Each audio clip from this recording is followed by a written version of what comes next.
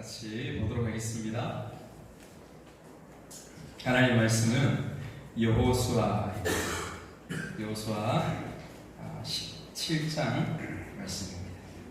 여호수아 17장 14절에서 18절까지 말씀입니다.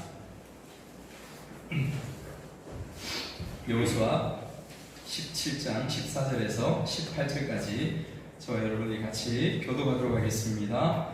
요셉 자손이 여호수아에게 말하여 이르되 여호와께서 지금까지 내게 복을 주심으로 내가 큰 민족이 되었거늘 당신이 나의 기업을 위하여 한 제비 한 분깃으로만 내게 주심은 어찌미니까 하니 여호수아가 그들에게 이르되 내가 큰 민족이 되므로 에브라임 산지가 내게 너무 족을 준대 그리스 족속과 에브라임 족속에 관한 살림에 올라가서 스스로 개척하라 하니라. 요셉 자손이 이르되 그 산지는 우리에게 넉넉하지도 못하고 골짜기 땅에 거주하는 모든 가나안 족속에게는 베스안과 그 마을들에 거주하는 자이든지 이스라엘 골짜기에 거주하는 자이든지 다 철병거가 있나이다 하니 여호수아가 다시 요셉의 족속 곧 에브라임과 므낫세에게 말하였는데 너는 그 민족이여 큰 권능이 있은즉 한 국민만 가질 것이라 하라. 같이 읽겠습니다. 그 산지도 내 것이 되리니 비록 살림이라도 네가 개척하라. 그 끝까지 내 것이 되리라. 가나안 족속이 비록 철병거를 가졌고 강할지라도 네가 능히 그를 쫓아내리라 하였더라. 아멘. 오늘 여호수아 17장 14절에서 18절 말씀으로 개척하라 하는 말씀으로 같이 은혜를 나누고자 합니다. 이전에 제가 들었던 설교 예화 하나를 여러분에게 같이 나눔으로 말씀을 시작하려고 합니다. 그 예화가 진짜는 아니니까요. 진짜 아니니까 너무 심각하게 생각 안 하셔도 괜찮겠습니다. 한 서커스단이 있는데 그 서커스단이 코끼리를 이렇게 데리고 여러 가지 묘기를 선보였습니다. 여러 회중들과 많은 사람들 앞에서 서커스를 이렇게 하는 거죠. 앞발도 들고 뒷발도 들고 그렇게 하다가 거의 다 끝나갈 무렵에 느닷없이 단원이 회중을 향하여서 이렇게 이야기합니다. 여러분 중에 만약 이 코끼리에게 나와서 이 코끼리의 눈물을 흘리게 할 수 있는 분이 있다면 제가 상금을 드리도록 하겠습니다. 하자 회중에 막 소리가 웅성웅성하는 거죠. 그러더니 용기 있는 사람이 손을 번쩍 들고 이렇게 나옵니다. 나와가지고 어떤 사람은 나와가지고 코끼리의 눈에 눈물을 흘리게 하려고 코끼리의 뺨을 팍 후려칩니다. 그리고 눈 있는 데를 팍 치기도 하니까 코끼리가 눈만 감으니까 뭐 사람 뺨 때리는 것으로 그렇지 않죠. 그렇기 때문에 또 어떤 사람은 나와가지고 그의 귀에다가 수탁수탁 이야기를 합니다. 무슨 이야기 하냐면 슬픈 이야기를 합니다. 울 수 있는 굉장히 슬픈 이야기를 들려주는 거예요.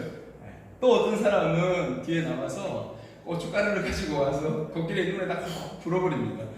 그 매워가지고 눈물을 흘려요. 근데 코끼리는 눈물을 흘리지 않습니다. 근데 저 회중 가운데서 어떤 점잖게 생긴 분이 한 사람 손을 들더니 나오는데 그분은 목사님이에요. 목사님 나와서 제가 한번 해봐도 될까요? 그래서 그 코끼리에게 가서 코끼리 귀에 대고 코끼리의 귀를 잡고 쑥덕쑥덕 이야기를 합니다. 그랬더니 코끼리가 닭똥 같은 눈물을 뚝뚝뚝뚝 흘리는 거죠. 그래서 회중들이 도대체 어떤 이야기를 했기에 코끼리가 이렇게 눈물을 흘립니까? 하니까 목사님이 눈시울을 붉히면서 이렇게 이야기합니다. 제가 개척할 때에 얘기를 해줬지요. 제가 개척할 때에 얘기를 해줬지요. 그러니까 코끼리가 듣고 너무 슬퍼서 울더라는 거죠.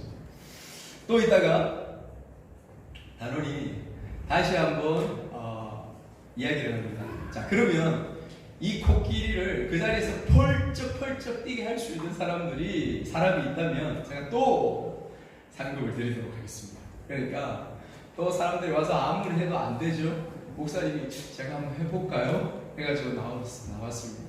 그래서 그 목사님이 가가지고 귀에다가 다시 코끼리 귀에다가 다시 쑥덕쑥덕 얘기를 했습니다. 무슨 말을 했을까요? 무슨 말을 했습니까? 하니까 제가 이렇게 이야기했습니다. 너 나랑 같이 개척할래?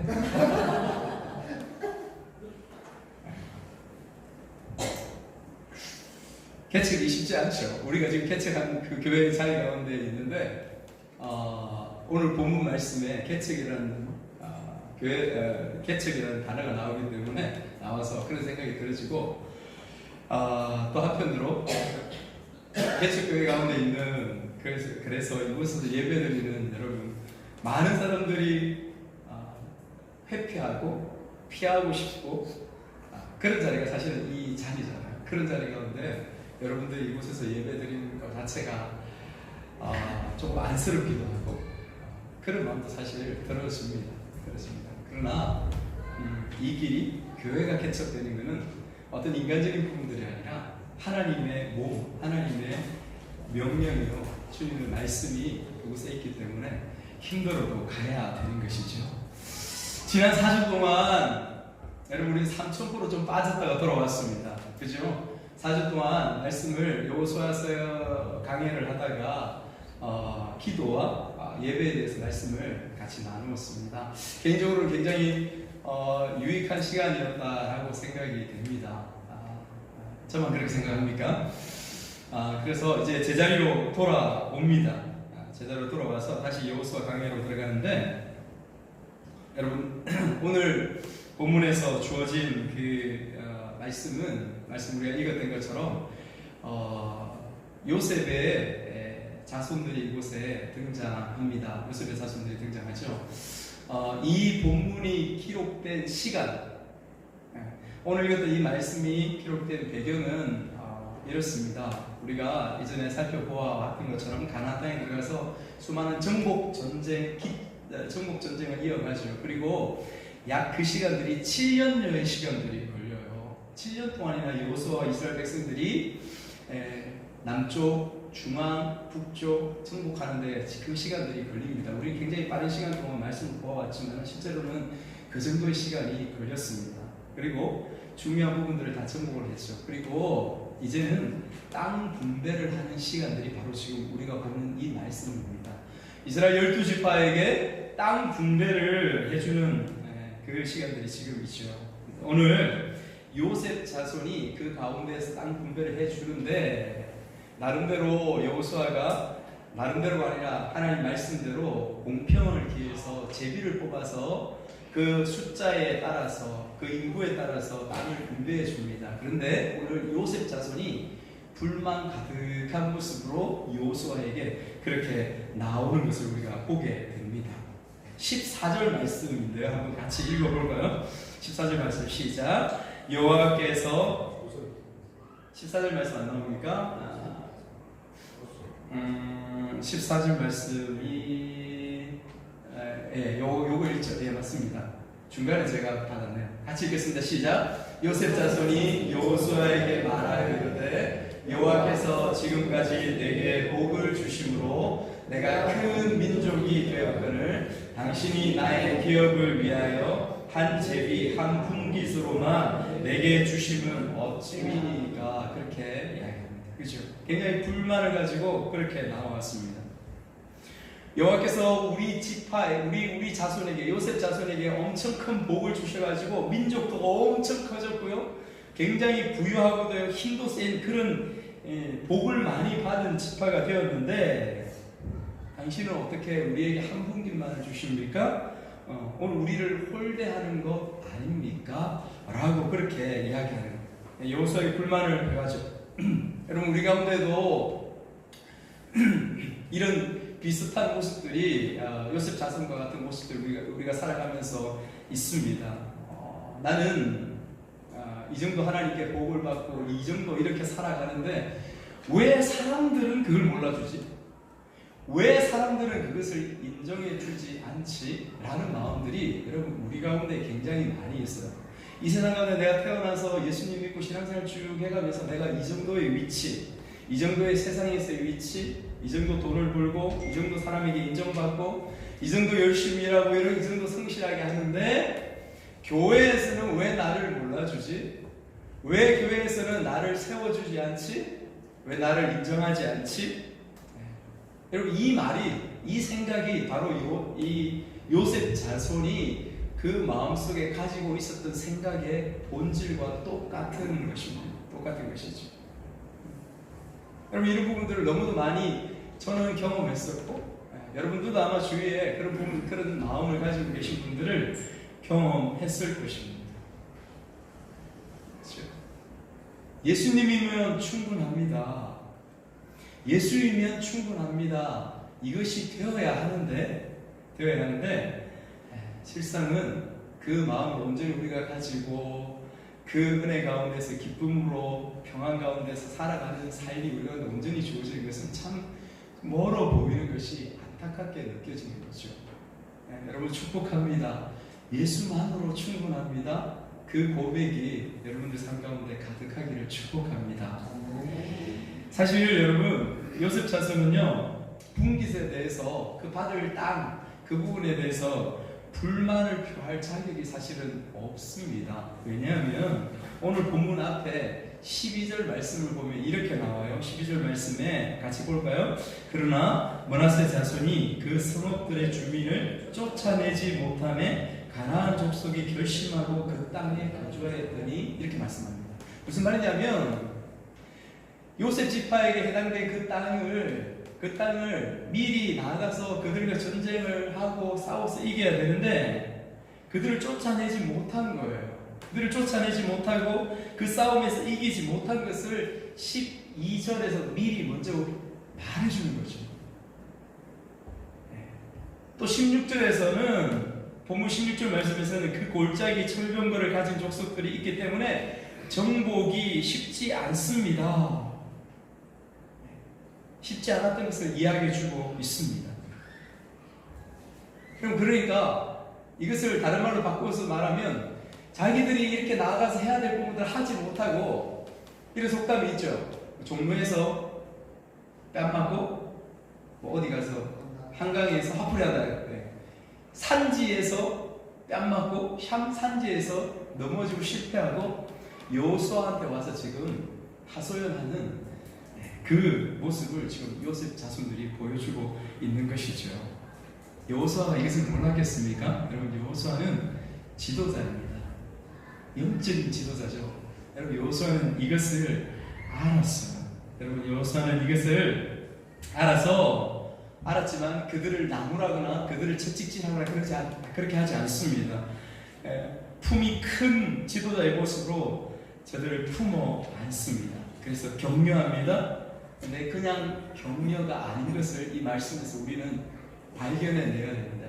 그냥 격려하는 것이 아니라 그 요셉 자손의 존재, 그 요셉 자손의 정체성을 터치하는 것을 우리가 이 말씀 가운데서 볼 수 있어야 된다고 믿습니다. 여러분 17절 18절 말씀 다시 한번 읽을까요? 17절 18절 말씀 같이 읽겠습니다.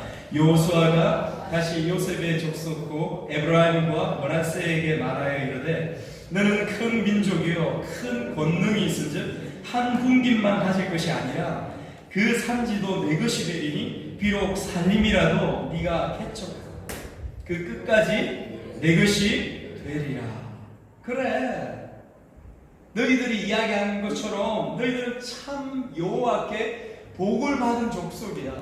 그래, 네가 이야기하는 것처럼 너는 여호와께 정말 복 받은 사람 맞아.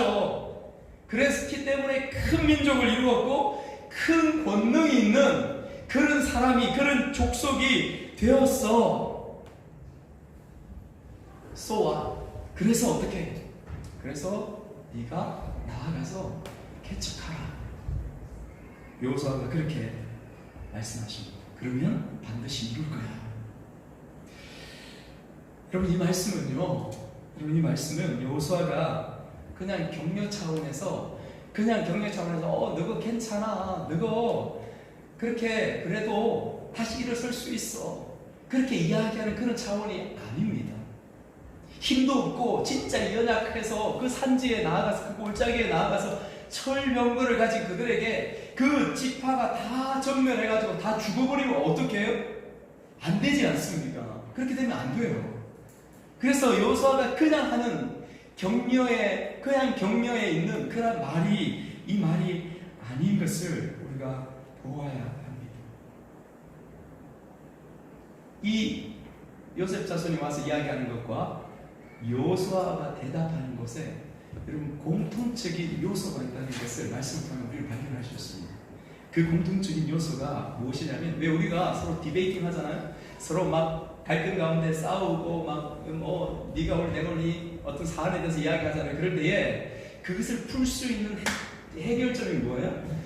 그곳에서 양쪽에 갈등이 있을 때에 각자 생각하고 각자 이야기하는 가운데에서 공통점을 발견해서 거기서부터 출발하는 거예요. 거기서부터 이야기를 풀어가는 것입니다. 여기서도 마찬가지입니다.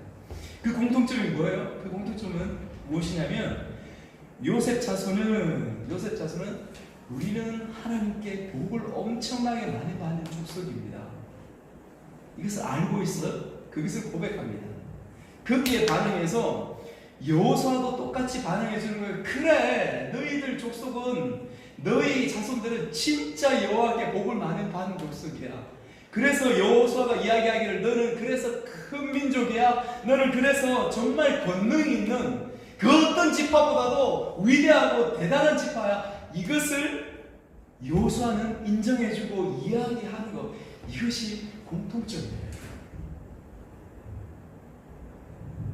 여러분, 이것이 공통점이에요. 그러면 너희들이 살림이라도 개척할 수 있어. 그렇게. 여러분, 왜 요셉 자손은 복이 있는 자손이고, 또 여호수아는 그것을 분명히 알고 있었다고 그렇게 이 말씀에서 그렇게 말씀할까요? 그것을 살펴봐야 합니다. 그것을 살펴봐야 돼요. 요셉 자손이 여러분 등장하죠. 요셉을 먼저 한번 잠깐 살펴보면요, 요셉이 어떤 사람이에요? 요셉은 야곱의, 그 아버지 야곱의 12아들 중에 몇 번째? 10번째 아들입니다.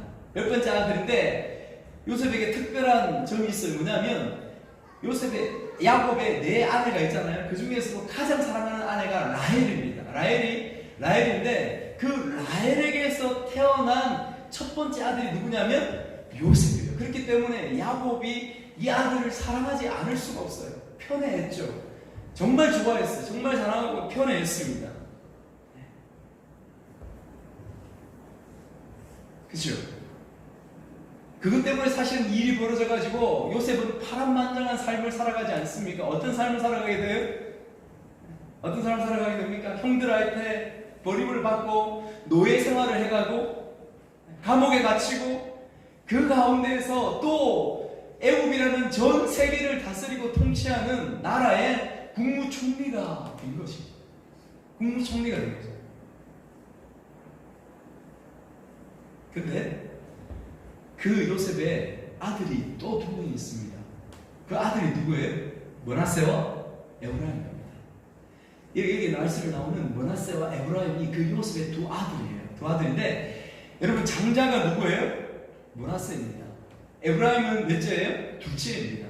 그런데 야곱이 그랬던 것처럼, 에서와 야곱이 그랬던 것처럼, 야곱이 마지막 죽기 전에 그 모든 자손들을 나와서 예언의 기도를 해주지 않습니까? 축복의 기도를 해줘요. 그때에 마지막에 요셉이 국무총리로 있으면서 요셉이 2아들을 데리고 나옵니다. 아버지, 이 2아들에게도 축복해 주십시오.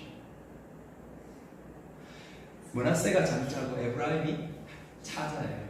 그러면 이스라엘 선생님 여러분 아시죠? 장자가 얼마나 중요한지. 그런데 이삭은 그 가운데서 에브라임을 오른손을 던지고 왼손을 므낫세를 올립니다. 그리고 축복해서 기도해줘요. 아버지 왜 이러셨습니까? 근데 이 에브라임이 더 큰 민족을 이루고 장자의 역할을 할 것이며 이 므낫세가 더 작은 민족을 이루게 될 것이다. 그렇게 이야기해 주는, 그렇게 말씀하고 있는 부분들을 우리가 알고 있습니다. 그것처럼 아무튼 이 두 아들은 이스라엘 전체 12지파 가운데에서 엄청나게 큰 지파를 이루게 돼요. 실제로 나중에 북이스라엘로 갈라지지 않습니까? 남유다 북이스라엘로 나누어지잖아요. 그때 북이스라엘의 가장 강성한 지파가 누구냐면 에브라임 지파가 되어집니다. 그래서 북이스라엘을 이끌을 때 다른 별칭으로 이야기할 때 에브라임이라고 이야기해요. 에브라임이라고. 그들이 그만큼 힘세고 그만큼 강한다는 것을 이야기해 주는 거죠. 여러분, 그런데 그 하나님의 축복이, 그 하나님의 복이 어떻게 임하였는가 라는 부분이죠. 어떻게 임하였는가? 창세기 49장에 가면 이 야곱이 그 지파들, 그 자손들을 축복하는 것이 나옵니다. 여러분 22절 말씀을 한번 보면요, 22절 말씀에 이렇게 이야기합니다. 같이 읽어볼게요. 요셉은 무성한 가지고 샘 곁에 무성한 가지라 그 가지가 담을 넘었도다. 잘 아는 말씀입니다. 너는 담장 너머로 뻗은 나무 가지에 하는 축복성이죠. 네, 그 말씀이, 그 축복성이 여기에서 나는 거예요. 담장을 넘은 무성한 가지. 여러분, 이 말씀 의미가 무엇이에요? 요셉이 나중에 국무총리가 되어서 그런 한 민족을, 자기의 가족들을 살린 것뿐만 아니라 어떻게 됩니까? 7년의 대흉년이 와서 그 온 열방의 사람들이 굶주림으로, 기근으로 다 죽어갈 때에 그 사람들을 다 살리는 열방의 지도자가 되었습니다. 열방의 사람들의 생명을 살리는 지도자가 되었다는 것을 이 말씀으로 이야기해 주는 거예요. 담장을 넘어갔다. 담장을 넘어갔다. 축복할 만하지요. 축복할 만하지요. 그런데 23절 말씀을 한번 볼까요? 23절 말씀에 또 이렇게 이야기합니다. 그러나 같이 읽겠습니다. 활 쏘는 자가 그를 학대하며 적개심을 가지고 그를 쏘았으나. 그렇게 말합니다. 무슨 말이에요? 고통이에요. 활 쏘는 자가 그를, 요셉을 쏘았습니다. 이건 무슨 말이에요? 요셉의 인생을 이야기해 주는 것입니다. 요셉의 인생이 어땠습니까? 가장 사랑받고 가장 높임을 받고 가장 인정을 받아야 될 그 가족, 그 형제들, 그 형들에게 버림을 받았다는 것을 이야기해 줍니다. 그 형들에게 버림을 받아서 노예로 팔려가고 감옥에 있고 그 시간들이 젊은 날에 정말 긴 그 고통과 힘듦의 시간들을 이야기해 주는 것이죠. 그런가 하면 또 24절 말씀을 한번 같이 읽겠습니다. 24절 같이 읽을까요? 요셉의 발은 도리어 굳세며 그의 팔은 힘이 있으니 이는 야곱의 전능자 이스라엘의 반석이 목자의 손을 입음이라. 그러나 그럼에도 불구하고 일어났다는 거죠. 다시 일어났다는 거죠. 누구 때문에? 이스라엘의 반석이 목자의 손, 여호와의 손, 하나님의 손. 영적으로는 예수 그리스도의 손을 힘입어서 요셉이 그렇게 다시 일어나게 되었다는 것을 이 말씀은 이야기해 줍니다. 전체적으로 뭐예요? 이렇게 복이 임하였다. 이렇게 축복이 임하였다는 것을 말씀해 주는 것입니다. 말씀해 주는 것입니다. 그런데 또 말씀을 좀 가야 되는데요. 밑에 25절부터 26절 말씀입니다. 25절부터 26절 말씀 우리 좀 긴데 쭉 한 번 더 계속 읽어볼게요. 같이 읽겠습니다. 내 아버지의 하나님께로 말미암나니 그가 너를 도우실 것이요 전능자로 말미암나니 그가 내게 복을 주실 것이라. 위로 하늘의 복과 아래로 깊은 샘의 복과 젖먹이는 복과 태의 복이로다. 내 아버지의 축복이 내 선조의 축복보다 나아서 영원한 산이 한없음 같이 이 축복이 요셉의 머리로 돌아오며 그 형제 중 뛰어난 자의 정수리로 돌아오리로다. 아멘. 엄청난 복이죠. 위로 하늘의 복, 땅의 복, 깊음의 샘의 복들. 여러분 아까 처음에 읽었던 22절, 23절, 24절에 그 축복했던 그 축복의 말씀들이 야곱이 축복하는 그 강도가 훨씬 강해지는 것을 볼 수 있습니까? 26절, 25절, 26절 말씀 보면 그게 계속 복이에요. 복을 굉장히 우리가 너무도 좋아하는 그 복, 그 축복을 계속 말씀하고 있는 부분들을 우리가 이곳에서 이 말씀에서 확인해야 합니다. 복이 좋죠. 그래서 부모는 그 자녀에게 마음껏 축복하는 것입니다. 마음껏 축복하는 것입니다. 자, 그런데 여기서 우리가 꼭 지켜봐야 될 게 있습니다. 이 복이라는 게 무엇인가? 여기서 말씀하시는 이 복이라는 게 우리가 그냥 생각하는 이 땅에 살아갈 때의 그 복을 말씀하고 그것을 이야기하는가? 이것을 주의 깊게 우리가 봐야 우리가 들고 있는 이 성경, 이 하나님의 말씀이 말씀되게 읽을 수 있고 말씀되게 이해하고 우리가 곁길로 인생 전체를 들여서 신앙생활을 했다고 하지만 인생 전체를 들여서 하나님 앞에 예배했다고 하지만은 헛된 신앙생활, 헛된 길로 가지 않을 수 있는 그것은 말씀을 묵상하고 분별하고 연구하고 해 가야 하는 것입니다. 해 가야 하는 것이죠. 엄청난 복이죠. 그런 복을 받았습니다. 여러분, 그런데 말씀 한번 26절 말씀 보죠.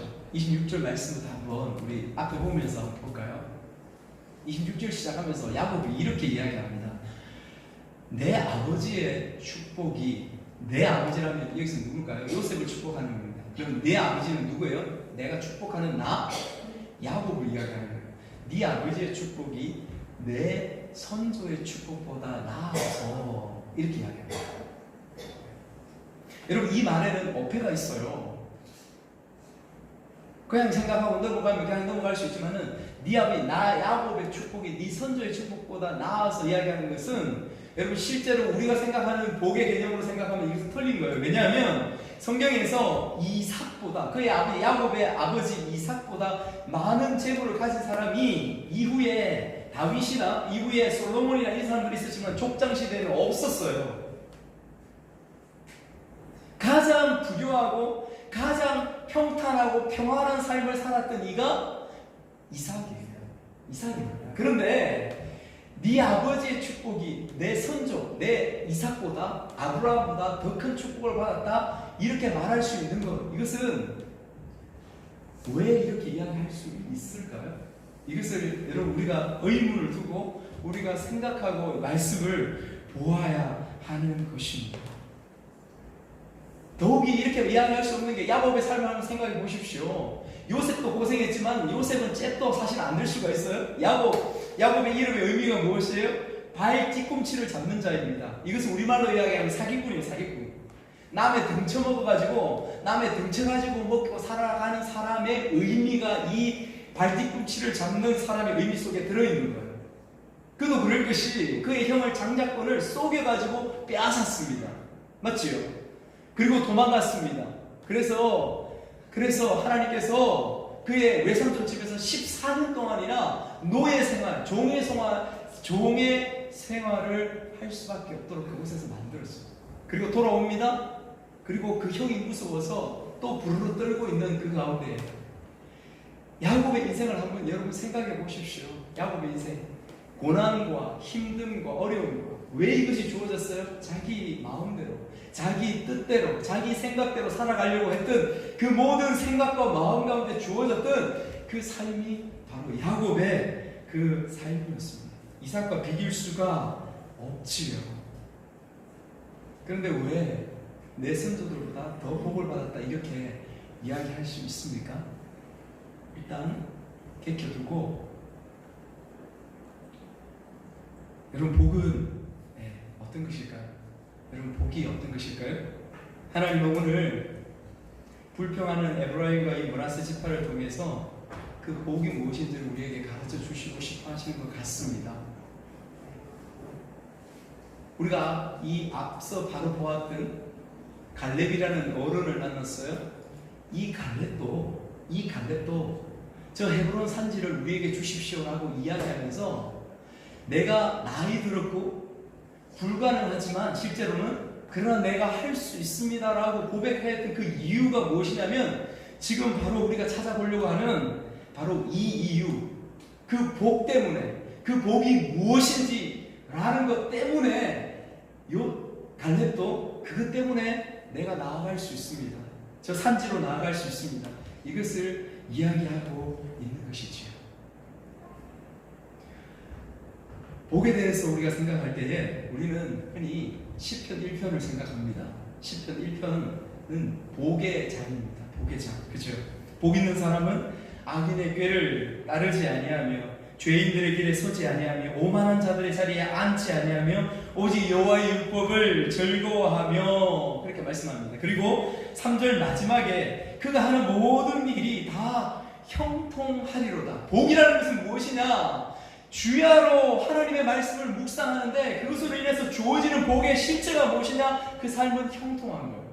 형통한 거예요. 모든 일이 잘 되는 거예요. 그러나 이 형통의 의미와 개념들을 우리는 알고 있습니다. 이것이 우리가 생각하는 복, 우리가 생각하는 형통, 그것과 다르다는 것을 알고 있죠. 그것을 어디에서 발견하게 되어집니까? 바로 오늘 요셉에게서 요셉의 인생을 통하여 발견하라고 하나님께서 우리에게 말씀을 주십니다. 창세기 39장으로 가면요. 창세기 39장으로 가면 이 형통이라는 의미가 이 성경 전체에서 과연 무슨 의미인지, 너희들 형통 좋아하지? 만사 오케이, 만사 잘 되는 거 좋아하지? 그런데 그 형통의 의미가 무엇인지 너희들 분명히 알아야 된다고 말씀하시면서 하나님께서 우리에게 한 인생의 모습을 보면서 형통이라는 단어를 우리에게 가르쳐 주십니다. 그것이 무엇이냐면 요셉이에요. 요셉의 인생 가운데서 딱 두 번 형통이라는 단어를 하나님께서 사용하십니다. 어떻게 쓰시냐면 그가 형통하였더라 그렇게 말씀해요. 말 그대로. 그런데 이 단어를 언제 쓰십니까? 첫 번째 쓸 때는 요셉이 그의 형들에게 버림을 받았을 때였습니다. 얼마나 서럽습니까? 가족에게 버림을 받았던 거예요. 죽이려고 하다가 목숨까지는 그러니까 버렸던, 노예로 팔아버렸던, 자기 자신이 자살하고 싶고 자기 자신이 죽고 싶은 그런 심정이 드는 데가 바로 요셉의 이때예요. 그런데 하나님은 바로 이때에 뭐라고 말씀하시냐면 요셉이 형통한 자가 되어 이렇게 이야기하세요. 그리고 두 번째 이어서 주어지는 때가 언제입니까? 요셉이 보디발의 아내를 범하였다고 거짓 누명을 쓰고 감옥에 갇혀서 2년 동안 감옥살이 할 때에 그때 주어지는 말씀이 무엇이냐면 똑같습니다. 요셉이 형통한 자가 돼요. 그런데 이 형통한 자에 대한 이유가 무엇이냐고 말씀하십니까? 이것이 중요합니다. 이 형통한 자가 되었다라고 할 때에 그 이유가 무엇이라고 말씀해요? 두 말씀 중에 똑같이 하나님께서 그 부연 설명을 하십니다. 그 말씀이 뭐냐면 하나님이 함께 하시네. 하나님이 요셉과 함께 하심에 그가 형통한 자가 되어, 그러므로 사랑하는 여러분, 형통한 자가 되었다, 만사 오태가 되었다 라고 하는 의미가 무엇이냐면 하나님께서 그와 함께 하셨다, 이것을 말씀하시는 거예요.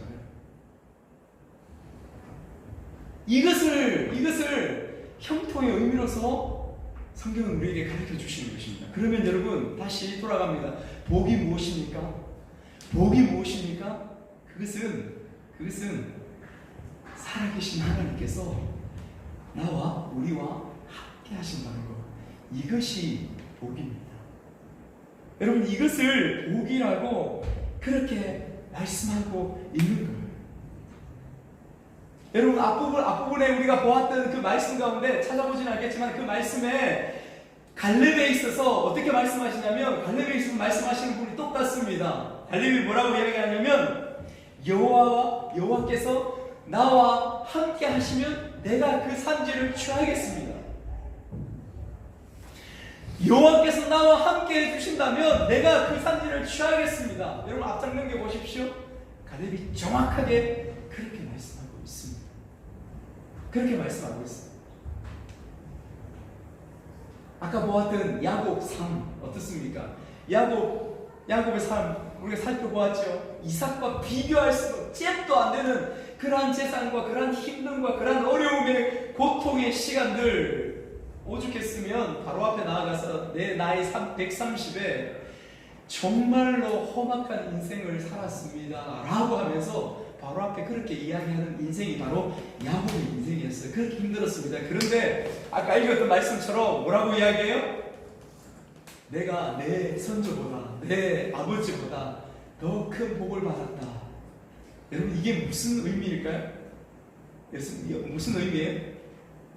야곱의 스토리를 전체 다 성경 읽어보십시오. 그러면 답이 얻어집니다. 뭐냐면 처음에는 야곱은 몰랐어요. 갈팡질팡 자기 원하는 대로 자기 하고 싶은 대로 다른 사람 사기치고 덩치고 그러면서 살아갔던 사람이 야곱이었어요. 그러나 그 이후에 하나님께서 만나주시고 하나님께서 함께 하심으로 그 야곱을 어떻게 만나주시는지 어떻게 그와 함께 하시는지 우리는 말씀을 통하여 야곱의 인생을 보아오지 않습니다.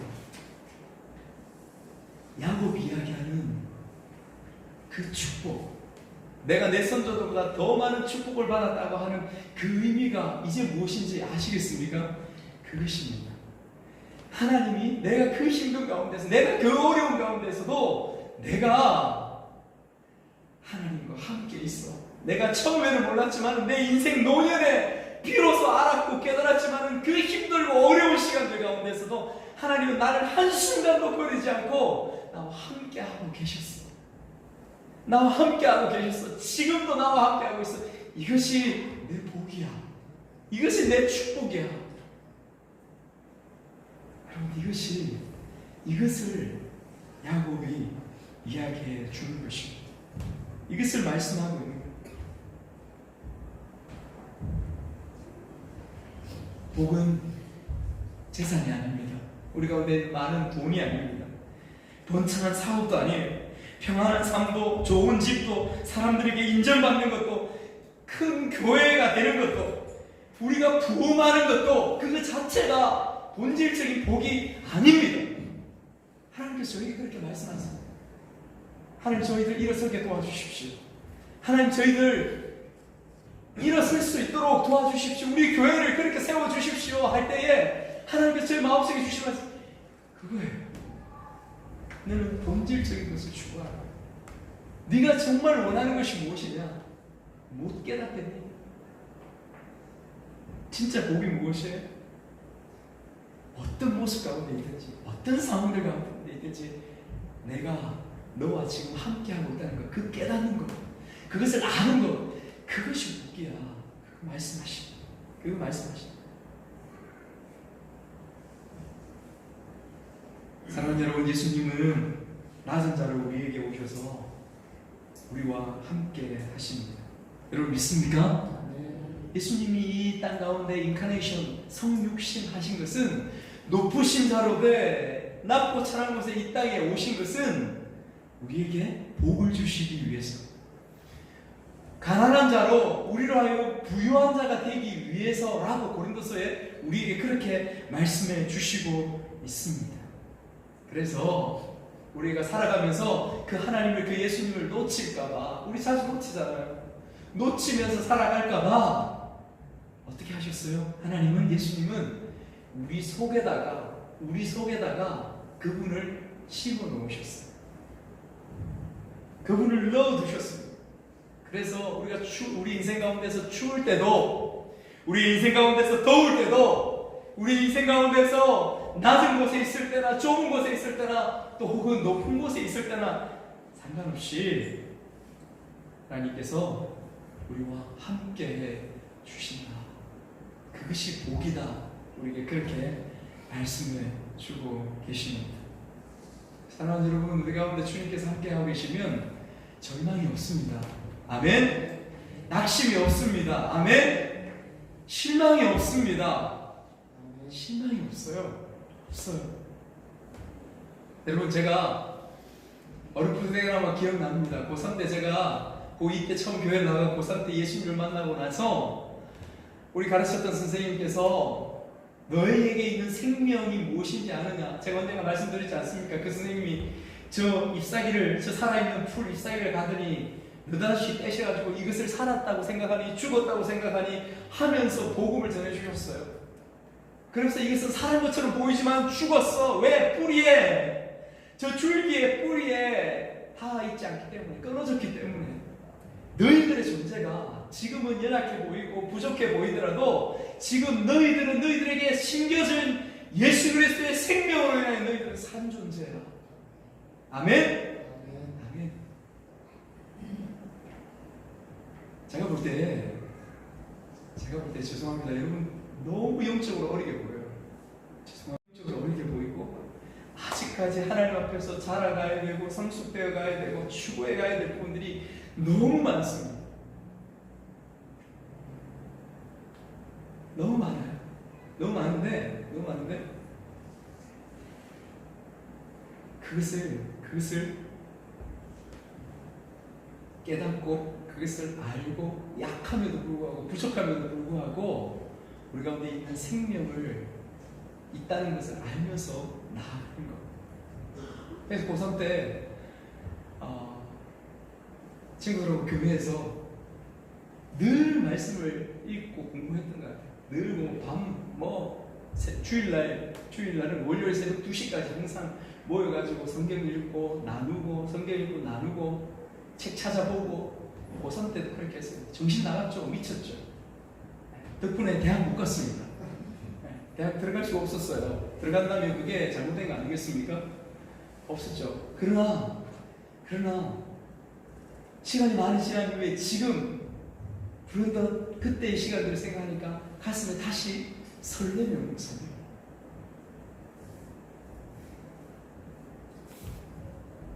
이 복을 알고 이 복을 가진 자들에게 여호수아는 마지막에 그렇게 말씀하십니다. 개척하라. 비록 살림이라도 개척하라. 그렇게 이야기합니다. 여러분, 개척하라 무슨 의미일까요? 우리에게 땅이 없고 우리가 싸워서 취할 땅이 없습니다. 그런데 이 개척하라를 우리에게 적용할 때 어떤 의미로 우리는 받을 수 있겠습니까? 우리에게 복이 주어졌고 그 복을 받았다면 내가 삶의 예배자로서 서 있는 그 자리, 내가 만나는 그 사람, 그 직원, 그 직장, 여러분 영적인 영역이죠. 내가 서 있게 그것은 하나님의 영역입니다. 그곳에서 주님의 생명을 드러내고 나타내고 복이 무엇인지를 보여줄 수 있는 삶, 복이 무엇인지를 증거하는 삶, 그것이 여러분 우리의 삶에 개척하라는 말씀 가운데 주어지는 삶인 줄 믿습니다. 이것이 개척하라예요. 개척하라.